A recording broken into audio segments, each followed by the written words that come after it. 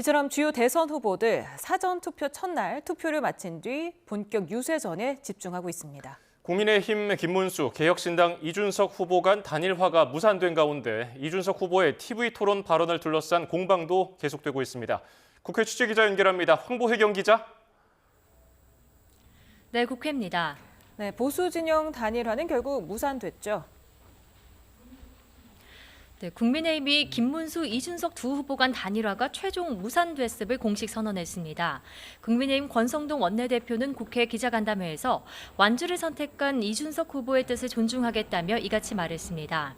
다만 투표장에서 유권자 선택에 따른 단일화가 이뤄질 거라고 본다며 김문수 후보 지지를 호소했습니다.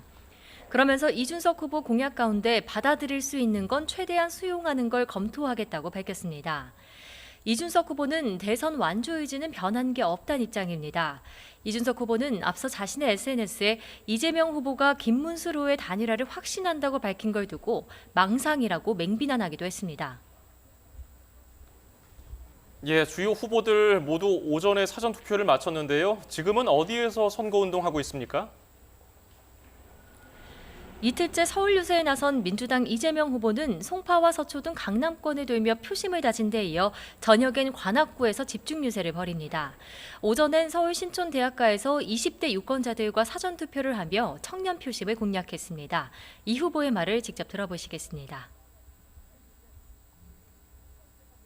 대한민국이 청년의 시대로 다시 되돌아갈 수 있게 해야 되고 이번 대선이 그 출발점이 됐으면 좋겠다는 소망으로 함께했습니다. 인천과 경기 등 수도권 공략에 나선 국민의힘 김문수 후보는 잠시 뒤 경기 안양에서 집중 유세를 펼칩니다. 오전엔 이재명 후보의 지역구인 인천 계양구에서 투표하며 인천 상륙 작전처럼 대역전에 서사를 쓰겠다는 포부를 밝혔습니다. 직접 들어보시죠. 투표를 반드시 할 수 있도록 해야 되는데 반드시 하기 위해서는 이 사전투표도 참여하는 것이 필요하다.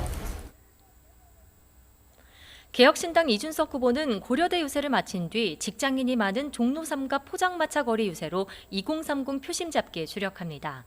자신의 지역구인 경기 화성시 동탄에서 한 표를 행사하며 정치 교체를 이루겠다고도 다짐했습니다. 들어보시겠습니다. 이번 선거를 치르는 과정 중에서 동탄의 기적을 계속 이야기했습니다. 이번에도 정치 교체, 세대 교체, 시대 교체를 이뤄내겠다는 마음으로. 민주노동당 권영국 후보는 여수 국가산업단지 인근 마을회관에서 가장 먼저 사전투표를 마쳤습니다. 권 후보는 투표 뒤 대형 화재로 가동이 중단된 광주 금호타이어 공장을 찾아 지자체의 신속한 피해 복구를 주문했습니다. 네, 대선 본투표일은 이제 닷새 앞으로 다가왔는데요. 유권자의 표심을 잡기 위한 각 당의 전략도 살펴볼까요? 네, 민주당은 이번 선거를 내란 심판과 경제 위기 극복을 위한 선거로 규정하고 중도층 확장에 집중하고 있습니다. 최근 여론조사에서 이재명 후보의 일강 흐름엔 큰 변화가 없지만 캠프 내부에선 낙관론에 거듭 경계하고 있습니다. 당 선대위는 사전투표가 평일에 진행돼 주요 지지층의 투표율이 저조할 수 있다며 투표 참여를 독려했습니다. 이준석 후보 단일화 무산을 선언한 국민의힘은 다시 김 후보를 중심으로 분위기를 끌어모으고 있습니다. 내일부터 선거 종료일까지 귀가하지 않고 전국을 도는 90시간 외박 유세에 돌입할 계획입니다. 3자 구도가 현실화됐지만 내부적으로는 사실상 이재명 대 김문수 양강 구도로 보고 지지층 결집에 더 속도가 붙을 거란 기대감도 엿보입니다. 이를 위해 이준석을 찍으면 이재명이 승리한다는 사표 심리를 부각하며 반 이재명 세력 결집에 총력을 기울일 방침입니다. 개혁신당 이준석 후보는 수면 시간을 최소화한 무방 유세로 유권자들과 최대한 접촉면을 늘리고 있습니다. 이재명, 김문수 후보의 반감을 가진 유권자들을 투표장으로 이끄는 게 목표입니다. 이준석 후보는 국민의힘이 사표 심리를 부각하는 건 퇴행적인 정치라고 비판했습니다. 이준석 후보가 그제 TV 토론회에서 했던 발언을 두고도 공방이 계속되고 있죠? 네, 민주당 조승래 선대위 수석 대변인은 기자들과 만나 여성 혐오 논란이 불거진 이준석 후보의 TV 토론 발언은 이 후보의 창작물이라고 지적했습니다. 원래 댓글은 남성을 대상으로 한 발언이기 때문에 이 후보 발언은 허위라며 공직선거법 위반 혐의로 경찰에 추가 고발했습니다. 그러면서 이준석 후보는 자신의 잘못을 회피하기 위해 네거티브에만 몰두하고 있다고 깎아내렸습니다.